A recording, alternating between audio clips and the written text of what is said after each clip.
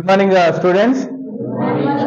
So మీరందరూ intermediate first year exams రాయబోతున్నారు కాబట్టి exams ఎలా ఫేస్ చేయాలి, మీరందరూ 10వ తరగతి 10th క్లాస్ ఎగ్జామ్స్ రాసినప్పుడు ఎగ్జామ్ ప్యాటర్న్ ఎలా ఉంది, ఇక్కడికి వచ్చేసరికి చేంజెస్ వచ్చింది కాబట్టి ఆ ఎగ్జామ్ ప్యాటర్న్ గురించి, తర్వాత ఈ ఎగ్జామ్స్ లో మీకుండే టెన్షన్లు, మీరు ఎదుర్కోబోయే సమస్యల మీద మనం ఒకసారి చిన్న డిస్కషన్ చేద్దాం ఇక్కడ వచ్చేసి. So how to attend the exam ని ఎలా అటెండ్ చేయాలి అంటే మీకు అందరూ తెలుసు, పరీక్ష అన్నంబడే మనకు చెమటలు పడతాయి. పరీక్ష అన్నంబడే ఎంత చదువుకున్నా పరీక్ష అన్నంబడే చెమటలు పడతాయి. ఎందుకంటే ఈ పరీక్షలో మన సంవత్సరం చదువు అంతా మనని పాస్ ఆఫ్ ఫెయిల్ అనేది నిర్ణయించేది పరీక్ష కదా. కానీ నేనేం చెప్తానంటే, సో పరీక్ష నెంబడే మన భయం ఉంటుంది. కానీ ఇంటర్మీడియట్ బోర్డు ఎగ్జామ్స్ అనేది చాలా సులువుగా మనకు తయారు చేయడం జరిగింది. పరీక్ష అన్నంబడే ఎవరు భయపడాల్సిన అవసరం లేదు. ఎందుకోసం అంటే మీకు ఇప్పటికీ మీ కాలేజీలో, మన కాలేజీలో దాదాపుగా ఒక 3-4 టెస్టులు అయిపోయినాయి.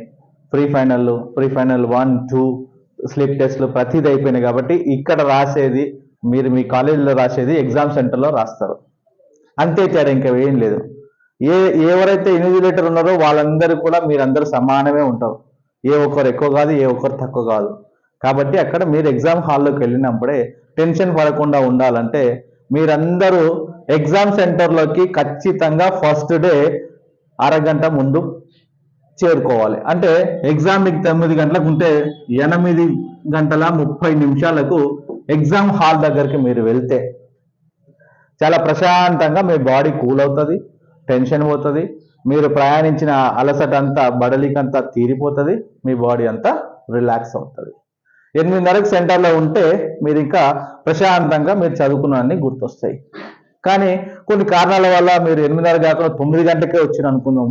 9 గంటలకు వెళ్ళినప్పుడే హాల్లోకి వెళ్ళినప్పుడే హరిబరి ఉంటుంది, ఎగ్జామ్ రూమ్ ఎక్కడో తెలీదు, రూమ్లోకి వెళ్ళిన తర్వాత హాల్ టికెట్ నెంబర్ ఎక్కడుందో తెలియదు, ఇవి ఎత్తుకుని ఆ బార్ కోడ్ వచ్చినప్పుడు లేదా ఆన్సర్ బుక్లెట్ ఇచ్చినప్పుడు ఆ టెన్షన్లో మీరు మర్చిపోతారు. కాబట్టి first day I'm requesting the students, ఎవరైతే ఇంటర్మీడియట్ ఎగ్జామ్ రాస్తున్నారో ఖచ్చితంగా ఫస్ట్ డే తప్పనిసరిగా 8:30కే మీరు ఎగ్జామ్ సెంటర్కి చేరుకోండి. ఒకవేళ మీకు బస్సు ఫెసిలిటీ లేదు, మీకు వెళ్ళే ఫెసిలిటీ చాలా డౌట్ ఉంది, అట్లా అనుకున్నప్పుడు మీకు తెలిసిన వాళ్ళ ఇళ్లలోనో లేకపోతే ఇంకెవరి దగ్గరనో మీ లెక్చరర్ని రిక్వెస్ట్ చేసి ఆ సెంటర్లో దగ్గరలో ఎక్కడైనా ఉండే ఏర్పాటు చేసుకోండి. ఫస్ట్ డే 8:30 ఖచ్చితంగా ఉండాలి. కాబట్టి 8:30కు మీరు వెళ్తే బాడీ చాలా రిలాక్స్ అవుతుంది, గుర్తుపెట్టుకోవాలి.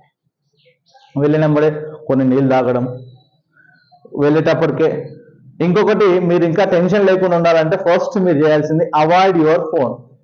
మొబైల్ ఫోను ప్రశాంతంగా ఇంటి దగ్గర పెట్టుకొని వస్తే మీరు చాలా రిలాక్స్గా ఎగ్జామ్ సెంటర్లో ఉంటారు. ఎందుకంటే మీరు 10,000 రూపాయలు 20,000 రూపాయలు మొబైల్ ఫోన్ తీసుకొని అక్కడ బ్యాగ్లలో పెట్టి, సెంటర్ దగ్గర పెట్టి, లేకపోతే బండ్లలో లాకర్లో పెట్టి, ఇంకిక్కడ పెట్టి, పాకెట్లలో పెట్టిపోతే ఒక దగ్గర మనకేముంటుంది, ఒక సామెత ఉంది, ఏదది, చిత్తం శివుని మీద భక్తి చెప్పుల మీద అన్నట్టు. అరే నాకు పెద్ద ఫోన్ బయట పెట్టినా, ఇన్ని విలువైన పెట్టినా, ఆ ఫోన్ ఉంటుందా పోతుందా, ఎవరు ముడతారా ముట్టరా, ఇవన్నీ టెన్షన్ ఉంటుంది. కాబట్టి ఈ ఎగ్జామ్స్ కోసమైనా మీ యొక్క ఫోన్ని తప్పనిసరిగా ఇంటి దగ్గరనే పెట్టినది. అప్పుడేమవుతుంది, ఇంటి దగ్గర స్విచ్ ఆఫ్ చేసి పెట్టొచ్చినా నాకు ఇంకెవరు ఫోన్ చేయరు, నాకు ప్రశాంతం, ఫోన్ పోయే అవకాశం లేదు అనే ఆలోచనతో చాలా ఫ్రీగా, టెన్షన్ ఫ్రీగా ఉంటారు. అయితే మీరు అనొచ్చు, సార్ నువ్వు ట్రాన్స్పోర్ట్ కష్టం అయితే నాకు ఫోన్ కనెక్టివిటీ లేదు కష్టం అని. తప్పనిసరిగా ఫోనే తీసుకుపోవాలనుకుంటే చిన్న ఫోన్ ఒకటి తీసుకుపోండి, 1000-1500 ఫోన్ ఉంటుంది, ఇంకా దాని పోయినా టెన్షన్ లేదు. కాబట్టి ఫోన్ మీరు అంటారు విలువైన ఫోను, విలువైన వస్తువులు అవి ఎగ్జామ్ హాల్లోకి తీసుకురాకుండా ఉంటే మీరు రిలాక్స్గా ఉంటారు.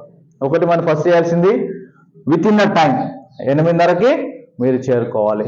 రెండవది అవాయిడ్ మొబైల్ ఫోన్. ఫస్ట్ మీరు చేయాల్సింది ఈ రెండు. ఫస్ట్ మీరు పెడితే మీకు టెన్షన్ తగ్గిపోతుంది. ఇంకో అంశం, ముందు రోజు అంటే ఈ రోజు రాత్రి, రేపు ఎగ్జామ్ అంటే ఈ రోజు రాత్రి మీరు కంటి నిండా నిద్రపోండి, అది అత్యంత ముఖ్యమైనది. అయితే మనకున్న ఒక అలవాటు ఏంటంటే, రేపు ఎగ్జామ్ అన్నప్పుడే ఈ నైట్ అంతా చదువుతాం, ఎగ్జామ్ పోతుంటే చదువుతాం, బస్సులో చదువుతాం, హాల్లో పోయినా కూడా ఎప్పుడు పేపర్ ఇచ్చే క్షణం కూడా చదువుతాం. అదేమవుతుందంటే అవి మాత్రమే గుర్తుంటాయి. మీరు చదివిన ముందు చదివిన మొత్తం మర్చిపోయి ఓవర్ ల్యాపింగ్ అయిపోతాయి. ఓవర్ ల్యాపింగ్ అవుతుంది. మనసుకు ప్రశాంతత ఉంటే అది నెమరు వేసుకుంటుంది. ఎలా? ఇప్పుడు పశువులు ఉంటాయి. పశువులు మంచి ఆహారం తిన్న తర్వాత, ఎప్పుడు ఆహారం తినవు, కొంత తిన్న తర్వాత పడుకొని మంచిగా తిన్న ఆహారాన్ని మళ్ళీ గొంతులోకి తెచ్చుకొని నములుకుంటూ మళ్ళీ మింగుతాయి. దాన్ని నెమరు వేసుకోవడం అంటారు.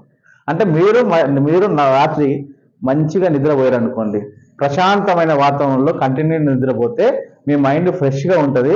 ఎగ్జామ్ హాల్లోకి వచ్చినప్పుడు వేరే ఆలోచనలు ఏవి లేకుండా మీరు చదువుకున్న అంశాలు గుర్తుకొస్తాయి. ఒకటి. మూడోది వచ్చేసి మంచి నిద్ర. ఈ మూడు మీరు పాటించాల్సింది. నాలుగో అంశం వచ్చేసి మీరు తప్పనిసరిగా టెన్షన్ పడకుండా ఉండాలంటే ముందు రోజు ఏం చేయాలి? హాల్ టికెట్స్, పెన్స్ ఎట్సెట్రా మీరు ముందు రోజే ఒక పౌచ్ లాగా పెట్టుకొని దాంట్లో హాల్ టికెట్, 2 రకాల పెన్సిల్, బ్లూ పెన్నా, బ్లాక్ పెన్నా, రెడ్ పెన్నా, స్కేలు, పెన్స్, ఇంకా ఏ ఐటమ్స్ మీరు ఎగ్జామ్ కోసం వాడతారో అవన్నీ కూడా ఒక దగ్గర ముందే పెట్టేసుకొని ఉండండి. రేపు కదా పొద్దున పట్టి ఎత్తుకుదామంటే అప్పుడు దొరకవు. టెన్షన్లో ఉన్నప్పుడు ఒక్కొక్కసారి మీరు టెన్షన్లో ఉంటే ఈడబెట్టిందే దొరకదు.